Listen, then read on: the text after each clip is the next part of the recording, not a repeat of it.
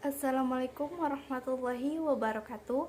Saya dari kelompok 1 akan mempresentasikan materi tentang ruang lingkup sumber dan metode pengembangan pendidikan Islam yang beranggota saya Yuli Alfia dan rekan saya Milatul Fitria dan Nurika. 1. Pengertian pendidikan dalam Islam dan pendidikan Islam. A. Pengertian pendidikan dalam Islam. Pendidikan adalah suatu proses untuk mendewasakan manusia. Melalui pendidikan, manusia dapat tumbuh dan berkembang secara wajar, baik berkembang kemampuannya, pengetahuannya, ataupun mentalnya, sehingga ia dapat melaksanakan tugas sebagai manusia. Pendidikan dapat mengubah manusia dan tidak tahu menjadi tahu, dari tidak baik menjadi baik. Begitu pentingnya pendidikan dalam Islam, seperti hadis Rasul, tolabul ilmi faridotun ala kulli muslimin wal muslimat, yang artinya menuntut ilmu itu wajib bagi setiap orang muslim. B. Pengertian pendidikan Islam. Pendidikan Islam adalah proses pembimbingan kepada manusia, mencangkup jasmani dan rohani yang berdasarkan pada ajaran dan dogma agama Islam agar terbentuk kepribadian yang utama menurut aturan Islam dalam kehidupannya. Adapun ada beberapa pengertian dari para ahli mengenai makna dari pendidikan Islam. Definisi tersebut antara lain: 1. Muhammad S.A. Ibrahim menyatakan bahwa pendidikan Islam adalah pandangan suatu sistem pendidikan yang memungkinkan seseorang dapat mengarahkan kehidupannya sesuai dengan ideologi Islam, sehingga mudah ia dapat membentuk hidupnya sesuai dengan ajaran Islam.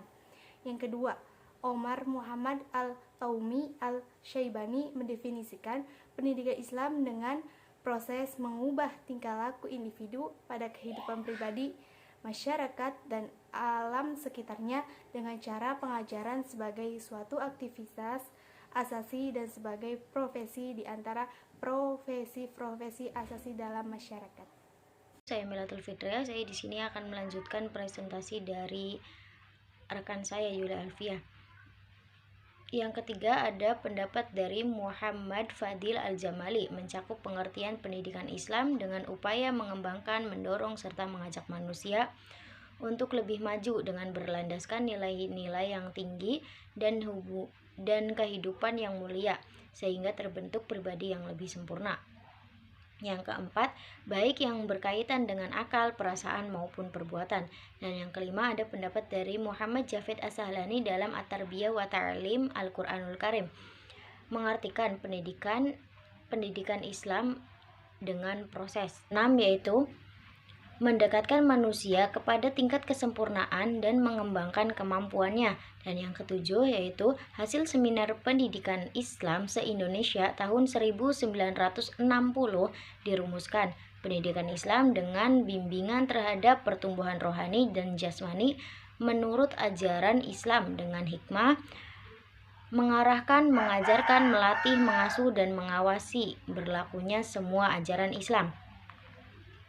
Dan yang kedua yaitu ada pengertian dan bagian dari ruang lingkup ilmu pendidikan Islam.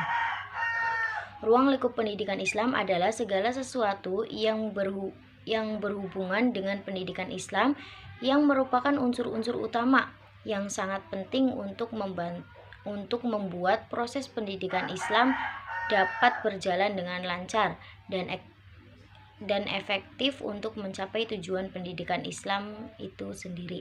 Baik, terima kasih kepada rekan-rekan saya yang telah menjelaskan materi dari poin pertama. Sebelumnya saya izin memperkenalkan terlebih dahulu.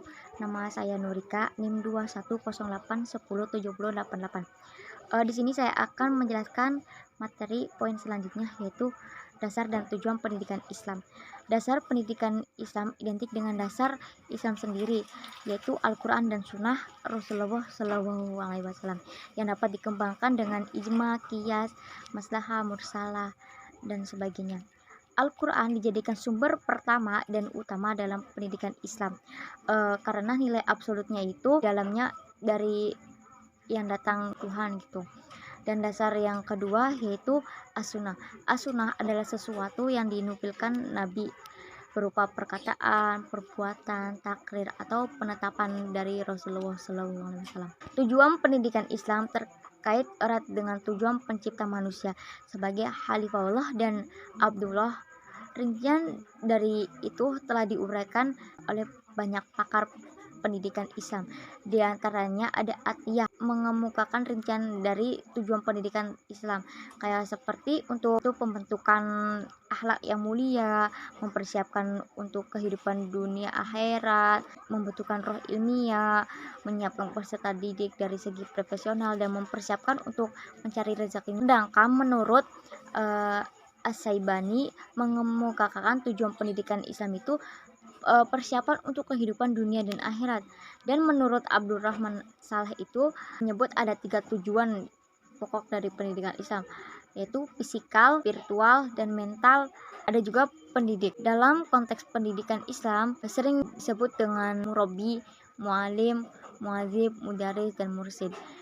Dan kadangkala disebut juga gelasnya itu seperti istilah ustadz dan alsah. Pendidik berarti juga orang dewasa yang bertanggung jawab memberi pertolongan pada peserta didiknya dalam perkembangan jasmani dan rohaninya agar mencapai tingkat kedewasaannya itu mampu berdiri sendiri dan memenuhi tingkat kedewasaannya dalam memenuhi tugasnya sebagai hamba dan khalifah Allah gitu, dan mampu memperlakukan tugas sebagai makhluk sosial dan makhluk individu yang mandiri. Evaluasi dalam pendidikan Islam. Evaluasi sendiri itu sesuatu proses penaksiran terhadap kemajuan pertumbuhan dan perkembangan peserta didik untuk tujuan pendidikan. Sebagai evaluasi pendidikan Islam adalah suatu kegiatan untuk menentukan taraf kemajuan aktivitas atau pengetahuan peserta didik di dalam pendidikan Islam. Evaluasi ini dilakukan bertujuan untuk mengetahui kadar dan pemahaman peserta didik mengenai materi pembelajaran. Ada juga kelembagaan dalam pendidikan Islam. Dalam suatu sistem pendidikan, satu hal yang tidak dapat dipisahkan yaitu lembaga pendidikan. Lembaga pendidikan itu suatu institusi atau peranata yang menaungi atau mengatur dan melaksanakan suatu sistem pendidikan gitu, dengan terorganisasi dan terorganisir untuk mencapai suatu tujuan tertentu dalam pendidikan. Apa sih nilai-nilai pendidikan Islam dalam kehidupan sehari-hari itu? Nah, pendidikan Islam dalam kehidupan sehari-hari itu sangatlah penting karena pendidikan Islam itu mengandung 3 pilar nilai utama dalam kehidupan bermasyarakat dan ketuhanan. 3 nilainya itu ada nilai itikadiyah yang berkaitan dengan pendidikan keimanan seperti percaya kepada Allah, malaikat, rasul, kitab, hari akhir, dan takdir yang bertujuan menata kepercayaan individu gitu. Dan ada juga nilai khuluqiyah yang berkaitan dengan pendidikan etika yang bertujuan untuk membersihkan diri dari perilaku rendah atau menghiasi diri dengan perilaku terpuji. Ada juga nilai amaliyah yang berkaitan dengan pendidikan tingkah laku sehari-hari yang baik berhubungan dengan pendidikan ibadah, pendidikan muamalah, dan sebagainya. Baik, sekian materi dari kelompok kami. Kurang dan lebihnya mohon maaf. Billahi taufiq wal hidayah. Wassalamualaikum warahmatullahi wabarakatuh.